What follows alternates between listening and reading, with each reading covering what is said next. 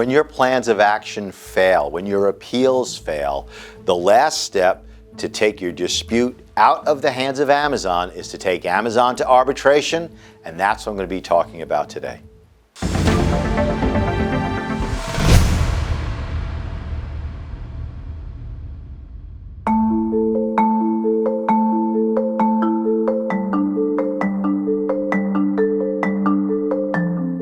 Okay, Amazon sellers, so you send in plans of action and you don't get reinstated. You send in appeals, you don't get reinstated. You send your invoices, you show your products are genuine, and you just can't get your account reinstated. What do? Well, if you look at the Business Solutions Agreement, that's your contract with Amazon. It's often referred to as the TOS, or the Terms of Service. All disputes that you can't resolve amicably against Amazon go to arbitration.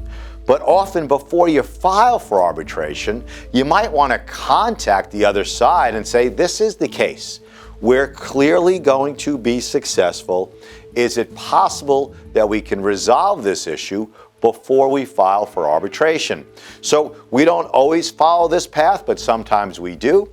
We've been working with Amazon's outside counsel for years now, likely hundreds of cases, and often either before filing for the arbitration or right at the outset when we draft the demand for arbitration, we can try and resolve your issues without going the full distance, because you get another set of eyes on the case, Amazon's outside counsel, their internal teams with Amazon.